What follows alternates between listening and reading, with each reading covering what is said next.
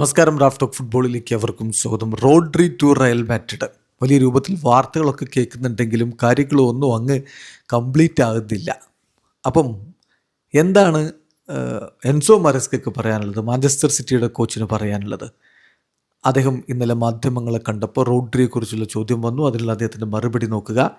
അദ്ദേഹം പറയുന്നു, തീർച്ചയായിട്ടും റോഡ്രിയെ സിറ്റിയിൽ നിലനിർത്തുക എന്നുള്ളത് വളരെ ഇമ്പോർട്ടൻ്റ് ആയിട്ടുള്ള കാര്യമാണ്.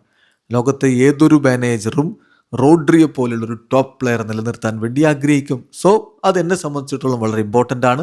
ക്ലബിൽ എല്ലാവർക്കും അത് വളരെ ഇമ്പോർട്ടൻ്റ് ആണ്. സോ റോഡ്രിയെ നിലനിർത്തും മാഞ്ചസ്റ്റർ സിറ്റി എന്ന ധ്വനിയിൽ തന്നെയാണ് കോച്ചിൻ്റെ സംസാരം എന്നത് അദ്ദേഹം പറയുകയാണ്. പക്ഷേ ഇപ്പോൾ അദ്ദേഹത്തിന് ഹോളിഡേ ആവശ്യമാണ്. കാരണം വേൾഡ് കപ്പൊക്കെ കഴിഞ്ഞതല്ല, അദ്ദേഹത്തിന് ഹോളിഡേ ആവശ്യമാണ്. അത് വളരെ ഇമ്പോർട്ടൻ്റ് ആണ്. കാരണം ഓരോ 3 ദിവസത്തിലും ഇനി സീസണിൽ കളിക്കാനുള്ളതാണ്. അതുകൊണ്ട് അദ്ദേഹം വെക്കേഷനിലാണ്.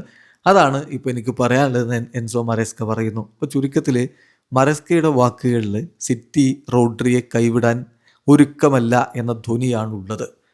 പക്ഷെ നമുക്കറിയാം, ഇവിടെ റയൽ മാഡ്രിഡ് അദ്ദേഹത്തിനായിട്ട് ഓഫർ കൊടുക്കാൻ തയ്യാറാണ്. വെർബലി കോൺടാക്റ്റൊക്കെ ചെയ്ത് കഴിഞ്ഞിട്ടുണ്ട് മാഞ്ചസ്റ്റർ സിറ്റിയെ. സിറ്റി പക്ഷേ ഓപ്പണായിട്ട് താരത്തെ നൽകാം എന്ന് പറഞ്ഞിട്ടില്ല. കാരണം സിറ്റി മറ്റ് ഓപ്ഷൻസ് കൂടി എക്സ്പ്ലോർ ചെയ്യുകയാണ്. PSG താല്പര്യമുണ്ടെന്നും മറ്റ് ക്ലബ്ബുകൾക്ക് താല്പര്യമുണ്ടെന്നും ഒക്കെ കേൾക്കുമ്പോൾ സ്വാഭാവികമായിട്ടും അതുപയോഗിച്ച് താരത്തിൻ്റെ മൂല്യം വർദ്ധിപ്പിക്കാനുള്ള ശ്രമം സിറ്റി നടത്തിയേക്കും. അതിൻ്റെ ഭാഗമായിട്ടാണോ മരസ്ക ഈ പറയുന്നതല്ല, ശരിക്കും അവർ റോഡ്രിയെ നിലനിർത്താനുള്ള ഉദ്ദേശത്തിലാണോ എന്നുള്ളതാണ് അറിയുന്നത്. എന്തായാലും അയൂബ് ബുവാദിക്ക് വേണ്ടിയിട്ടുള്ള നീക്കം സിറ്റി ശക്തമാക്കിയിട്ടുണ്ട്.